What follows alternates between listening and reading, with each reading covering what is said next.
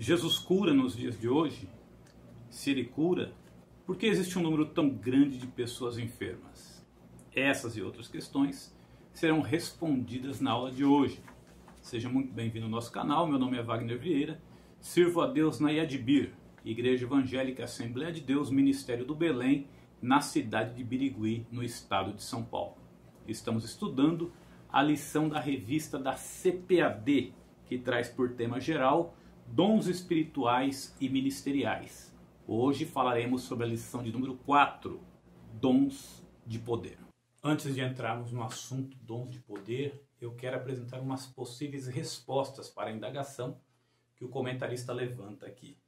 Se a igreja tem à sua disposição os dons de poder e se Jesus não mudou, por que existe tantas pessoas enfermas e por que existe poucos relatos dessa atuação desses dons sobrenaturais? Eu elenquei aqui pelo menos 3 motivos. Primeiro, o aumento dos recursos naturais. Ora, a Bíblia vai nos dizer que uma mulher que tinha o fluxo de sangue e ela gastou tudo quanto tinha com os médicos e isso de nada se lhe aproveitou. Ao ouvir falar de Jesus, ela recorre ao Senhor Jesus. Hoje, com a melhora da medicina, nós temos que entender que naquela época os remédios, a medicina praticamente, ela se valia dos remédios naturais para resolver o problema das pessoas. Hoje, essas medicações, elas tiveram uma melhora considerável. Hoje nós temos cirurgias com o uso de anestesia, onde as pessoas praticamente não sentem dor nenhuma. Vemos então que, em comparação aos dias daquela época, hoje as pessoas não buscam como primeiro recurso ao Senhor Jesus. As pessoas não usam como primeiro recurso a oração. Se alguém tem um fluxo de sangue, a primeira coisa que ele vai fazer é procurar o médico. Isso devido ao aumento dos recursos naturais. Aí o médico pode tratar isso com remédio, diminuir e até zerar esse fluxo de sangue, ou pode até fazer uma esterectomia, retirada desse útero. E isso não diz respeito tão somente à saúde. A Bíblia vai nos dizer no segundo livro dos Reis, no capítulo 4, que uma mulher que estava endividada porque o seu marido morreu, deixou dívida, e o credor veio buscar os seus filhos, foi buscar o profeta. E o profeta disse assim: o que é que você tem em casa? Ela disse: um pouquinho de azeite numa botija. Ele disse: pega vasos emprestados, porque Deus vai operar um milagre. Isso parafraseando aqui. Aquela mulher pega os vasos e começa a despejar o azeite da botija naqueles vasos, de maneira que ela teve uma grande quantidade de azeite, que era um recurso muito caro naquela época.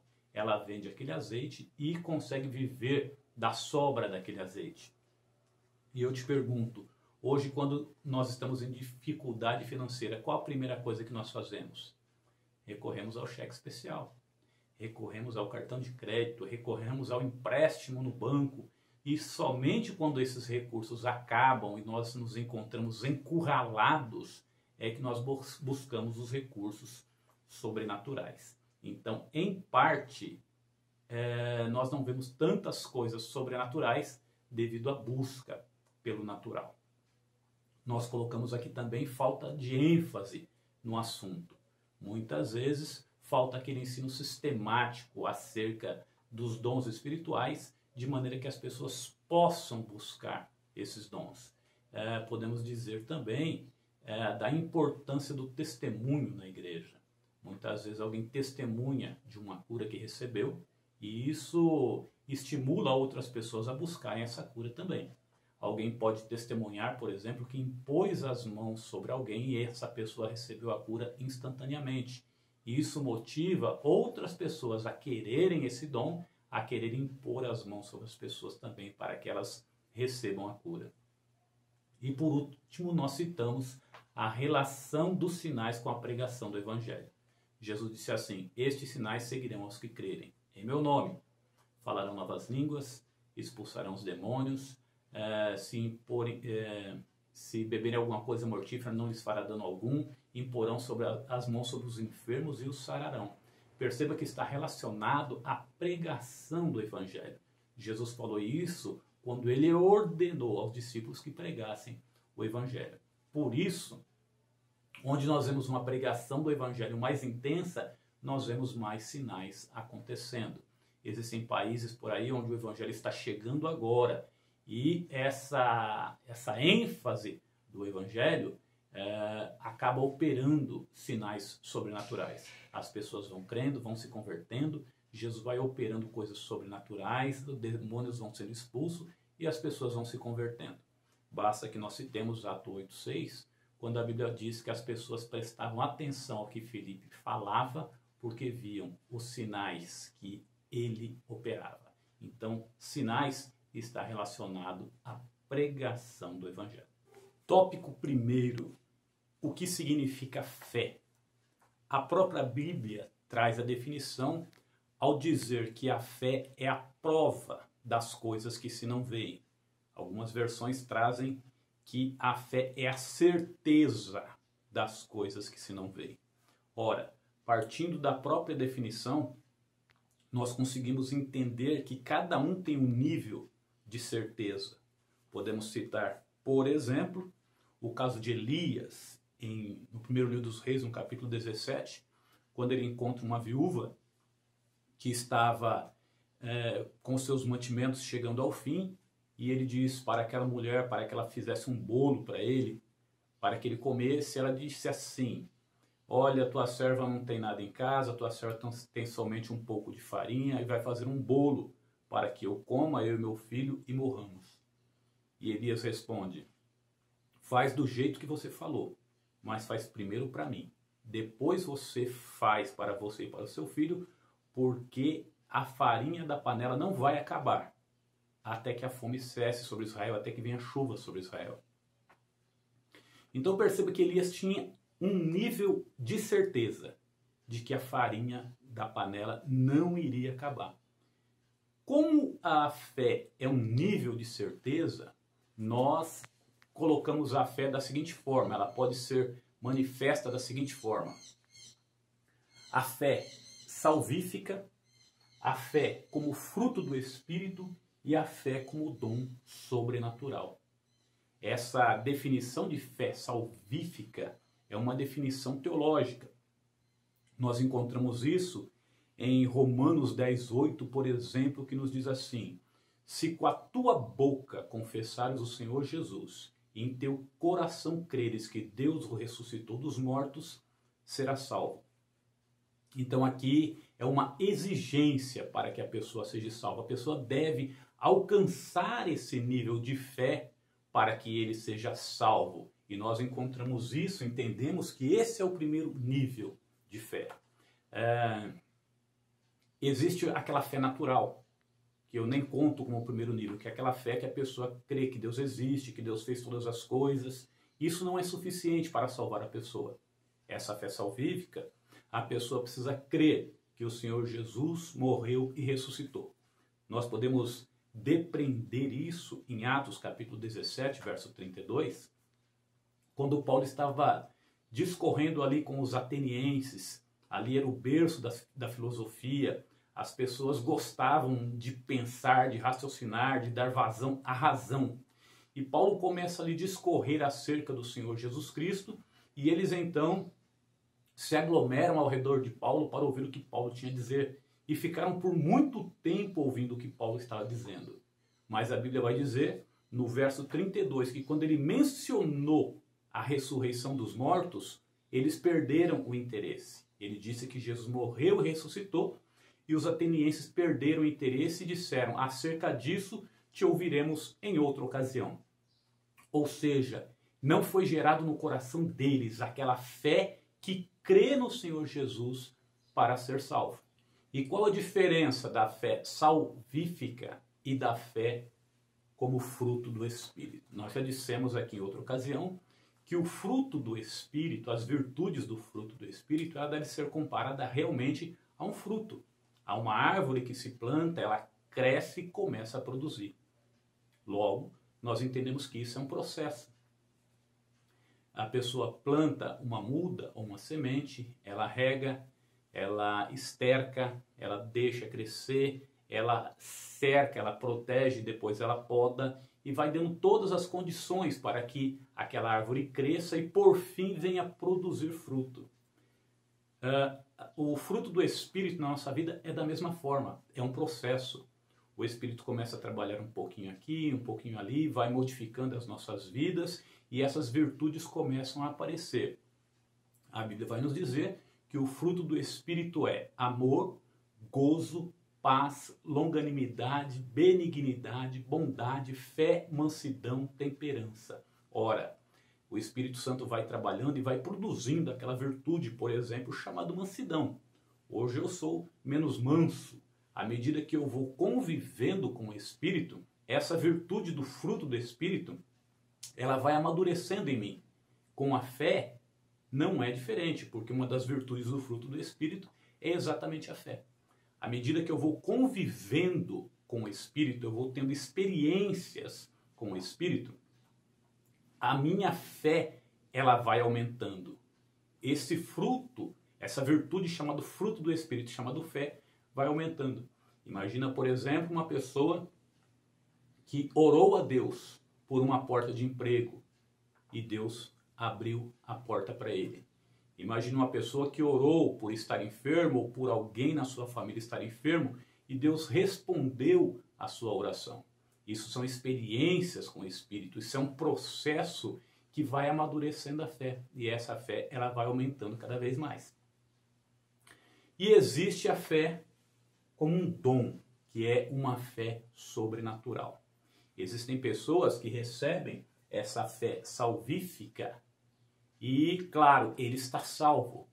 E a convivência dele com o Espírito, ela pode ser profunda, pode ser muito profunda, ou ela pode ser superficial. E isso vai determinar o seu nível de fé.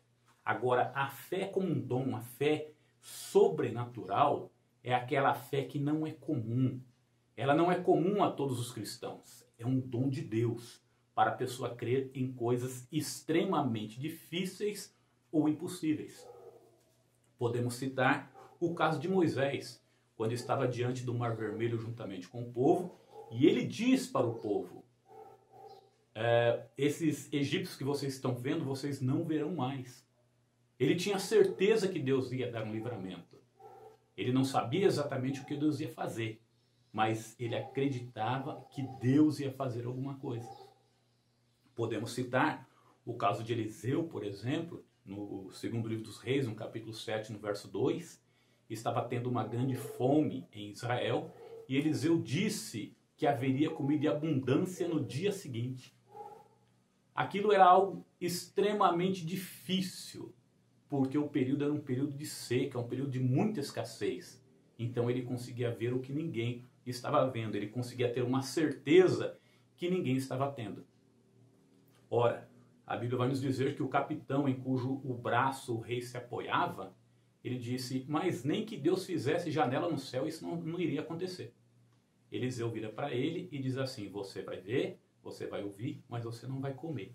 E a Bíblia diz que quando chegou a notícia em Israel, que no arraial dos sírios está tendo comida, porque Deus fez um rebuliço ali no arraial dos sírios, e eles imaginaram que eles estavam sendo invadidos devido ao estrondo, ao barulho que Deus promoveu, e eles saíram correndo deixando a comida, os pertences para trás. Quando a notícia chega em Israel, Israel está tão faminto que eles saem correndo para o arraial dos sírios e atropelam esse capitão no portão, e ele morre. Então perceba que Eliseu tinha uma certeza de algo sobrenatural que o capitão não alcançou. Então nós podemos dizer que a fé ela atinge diferentes níveis. E o nível mais elevado de fé, que está disponível para a igreja como dom para algumas pessoas a quem Deus dá, é exatamente a fé como dom. É uma fé sobrenatural. Tópico 2, dons de curar. O que são dons de curar? Ora, nós entendemos dom como presente, como dádiva. Sendo assim, nós definimos o dom de curar como uma dádiva, como um presente que Deus deu em forma de recursos de caráter sobrenatural para a igreja curar enfermidades. Mas perceba que o termo diz dons de curar e não dom. Ele está no plural. Por que isso? A impressão que nós temos é que esses dons eles são operados de várias maneiras. Conseguimos entender isso, perceber isso na maneira como o Senhor agiu nas suas curas. Nós vemos que há um cego, ele disse, o que é que você quer que eu te faça? Ele disse, Senhor, eu quero ver. Ele falou, então vê. Já em outra ocasião, a Bíblia nos diz que ele cuspiu no chão, fez lodo, untou os olhos do cego e disse a ele, vai e banha-te no tanque de Siloé. E ele foi e fez dessa forma e voltou vendo. Então são maneiras, são operações pelas quais Deus trabalha através do dom. Eu conheço uma pessoa, por exemplo, que Deus usa ele para resolver problemas de coluna, curar a coluna das pessoas. Mas ele mesmo relata que ele não tem essa mesma eficiência em outras enfermidades. Por isso nós entendemos que dons de curar está no plural, porque dentro do dom existe uma grande variedade. Falemos então de redenção e cura. Quando nós falamos de redenção, estamos nos referindo àquilo que o Senhor Jesus fez na cruz do Calvário ao expiar o pecado da humanidade, ao entregar-se no lugar da humanidade. Que relação existe entre o povo que recebeu a expiação e a cura? Jesus, ele cura as enfermidades do seu povo, mas nós devemos entender que Paulo, ao tratar sobre isso, sobre essa prisão que a humanidade vive, ele vai dizer que nós que temos a primícia do Espírito também gememos. Ele vai dizer, toda a natureza geme, e nós que temos as primícias do Espírito também gememos, aguardando a redenção do corpo. O que significa isso? Que mesmo nós que aceitamos Jesus como Salvador, que tivemos as nossas vidas transformadas, o nome escrito no livro da vida, nós estamos sujeitos a esses males que afligem todo ser humano e aflige toda a natureza. E só deixaremos de estar sujeito a ele quando nós alcançarmos a glorificação do corpo, ou seja, a nossa final redenção. Para que se cumpra aquilo que Paulo disse, convém que isso que é mortal se revista de imortalidade, e isso que é corruptível se revista de incorruptibilidade. Então nós estamos aguardando essa nossa redenção, seja através do arrebatamento, ou seja, através da morte. A necessidade dos dons de cura nos dias de hoje. Basta que nós vejamos o que está registrado em Atos, no capítulo 8, no verso 6, quando nos diz assim, e a multidão prestava atenção naquilo que Filipe dizia, porque via os sinais que ele fazia, aliás, via e ouvia os sinais que ele fazia. Então perceba que os sinais, os prodígios que Filipe fazia, serviam para chamar a atenção do povo, para que eles prestassem atenção à propagação do evangelho. E ao final, eles acabavam aceitando Jesus como Salvador. Ora, a igreja não encerrou a sua missão de propagação. Sendo assim, nós entendemos que os dons de curar são também para os dias de hoje. Tópico terceiro, dom de operação de maravilha. O que seria esse dom? Através dele, altera-se as leis naturais. Por exemplo, a Bíblia vai nos dizer que Jesus acalmou a tempestade. Ele disse, acalma-te vento e aquieta-te mar. Isso é sobrenatural, isso é uma maravilha. A Bíblia vai nos dizer que Jesus ressuscitou Lázaro, ressuscitou a viúva de Naim. Isso é uma coisa sobrenatural, pois nós sabemos que depois que uma pessoa morre, passado aquele momento que ela pode ser reanimada pelos médicos, pelos profissionais de saúde, acontecem coisas no seu corpo que impossibilitam que ela volte à vida. No entanto, o Senhor Jesus mudou o curso natural das coisas. Eu entendo também que maravilha pode ser diferenciado da cura da seguinte forma. O que é uma cura? É um conserto daquilo que já existe. Por exemplo, uma pessoa que tem o braço atrofiado, quando esse braço é curado, ele passa a ter um movimento normal. O que seria uma maravilha? Uma pessoa que não tem o braço e esse braço se desenvolve. Uma pessoa que não tem a mão e essa mão se desenvolve. O exemplo bíblico, talvez o maior que nós tenhamos relacionado a isso, seria exatamente quando Jesus passou o lodo nos olhos do cego. Algumas pessoas dizem que aquele cego, ele não tinha o globo ocular. Então Jesus estaria realizando ali uma maravilha, fazendo nascer algo que não existia. Existem muitas distorções em relação aos dons, principalmente por algumas pessoas que defendem uma teologia do triunfalismo. O que seria isso? Aquela teologia que entende que o cristão ele tem que triunfar sempre, que ele não pode ficar doente, que ele tem que levar uma vida saudável. Isso porque uma vida financeiramente próspera. Isso por quê?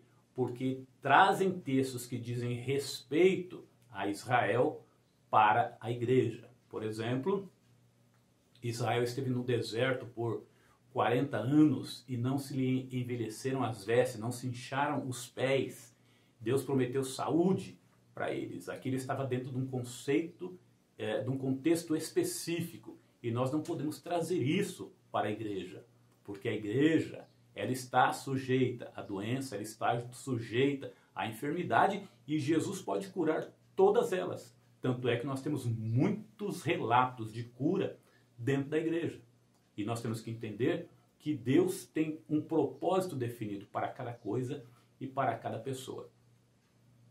Quando nós colocamos as coisas no devido contexto, nós percebemos que Paulo, ele orou ao Senhor por um espinho que ele tinha na carne, e a Bíblia vai nos dizer que ele orou por 3 vezes, e Deus disse: a minha graça te basta, porque o meu poder se aperfeiçoa na sua fraqueza. Ora, quando Deus diz que a minha graça te basta, ele está dizendo um não, um sonoro não para Paulo. Paulo queria estar livre daquela condição, daquele problema, e Deus vai dizer não para ele. Sendo assim, não podemos cair nessa onda de determinismo, de determinar a doença, essas coisas de dizer que crente não pode ficar doente, que crente não pode sofrer enfermidade, que enfermidade é falta de fé. Nós vemos também que quando Paulo escreve a Timóteo, ele vai dizer assim: não beba água somente, mas faz uso de um pouco de vinho por causa das tuas constantes enfermidades e por causa do teu estômago. Ora, a gente sabe que Paulo tinha um amor muito grande por Timóteo. Por que não teria ele orado e repreendido, e expulsado e determinado a cura sobre a vida de Timóteo? Nós entendemos que o cristão maduro, ele sabe que as enfermidades podem assolar qualquer pessoa e que também Jesus pode curar qualquer enfermidade, mas que existem algumas coisas que estão dentro do propósito de Deus. Nós encontramos também Paulo dizendo assim: deixei Trófimo doente em Mileto. Ora, qual a razão de Paulo deixar Trófimo doente em Mileto se ele poderia determinar, se ele poderia exigir uma cura para a vida de Trófimo? Então, quando nós colocamos as coisas dentro do seu devido contexto, nós percebemos que o cristão pode e normalmente é afligido por enfermidade. Que Deus te abençoe e até a próxima.